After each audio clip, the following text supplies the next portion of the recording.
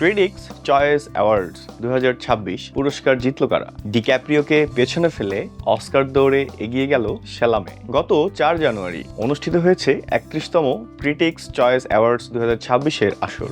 অনুষ্ঠানটি মার্কিন যুক্তরাষ্ট্রের ক্যালিফোর্নিয়ার সান্তা মনিকার বার্কার হ্যাঙ্গারে অনুষ্ঠিত হয়েছিল। অনুষ্ঠানটি আয়োজন করে ক্রিটিক্স চয়েস অ্যাসোসিয়েশন, যেখানে যুক্তরাষ্ট্র ও আন্তর্জাতিক অঙ্গনের শতাধিক চলচ্চিত্র ও টেলিভিশন সমালোচক ভোট প্রদান করেন। টানা চতুর্থবারের মতো অনুষ্ঠানটি সঞ্চালনা করেছেন কৌতুকাভিনেতা চেলসি হ্যান্ডলার। চলুন দেখে নেওয়া যাক ক্রিটিক্স চয়েস অ্যাওয়ার্ডস 2026 পুরস্কার জিতল কারা, আর কেনই বা অস্কার দৌড়ে পিছিয়ে গেল ডিক্যাপ্রিও। চলচ্চিত্র বিভাগে সেরা চলচ্চিত্র হয়েছে ওয়ান ব্যাটল আফটার অ্যানাদার। সেরা পরিচালক হয়েছেন পল থমাস অ্যান্ডারসন। সেরা অভিনেতা হয়েছেন টিমোথি শ্যালামে। তিনি মার্টি সুপ্রিমে অভিনয় করে এই পুরস্কারটি জেতেন। এছাড়া সেরা অভিনেত্রী হয়েছেন হ্যামনেট থেকে জেসি বাকলে। সেরা পার্শ্ব অভিনেতা হয়েছেন ফ্র্যাঙ্কেনস্টাইন থেকে জ্যাকব এলর্ডি। সেরা পার্শ্ব অভিনেত্রী হয়েছেন ওয়েপন্স থেকে অ্যামি ম্যাডিগান। সেরা মৌলিক চিত্রনাট্য রায়ান কুগলারের সিনার্স থেকে।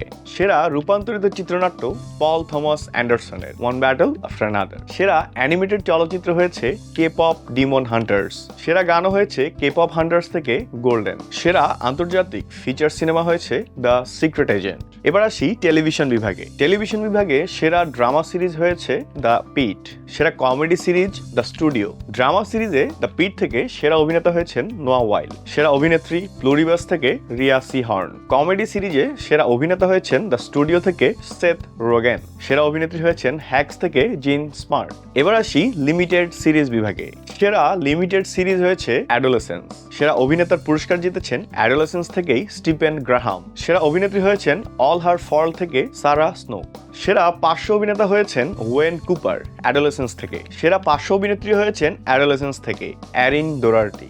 সেরা বিদেশি ভাষা সিরিজ হয়েছে স্কুইড গেম। সেরা টকশো হয়েছে জিমি কিমেল লাইভ।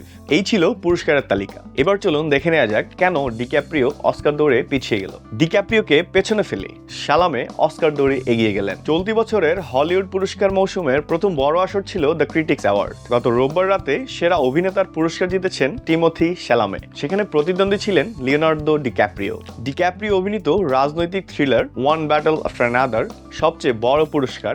সেরা ছবির পুরস্কার জিতে নিলেও সেরা অভিনেতার পুরস্কার ডিক্যাপ্রিও জিততে পারেননি। সেটি জিতেছে মার্টি সুপ্রি থেকে টিমোথি শ্যালামে। এর আগে 2 বার অস্কারের জন্য মনোনীত হয়েছিলেন শ্যালামে। 30 বছর বয়সী এই অভিনেতা অতীতেও একাধিকবার প্রকাশ্যে বলেছেন তিনি একাধিক অস্কার জয়ের স্বপ্ন দেখেন। আগামী 15 মার্চ অনুষ্ঠেয় অস্কারে তাকেই ধরা হচ্ছে সবচেয়ে এগিয়ে থাকা প্রার্থী। তবে কি পেছনে পড়ে রইবেন লিওনার্দো ডিক্যাপ্রিও? এই প্রশ্নটা এখন সবার মনে। এই ছিল আজকের আয়োজন। ধন্যবাদ সবাইকে।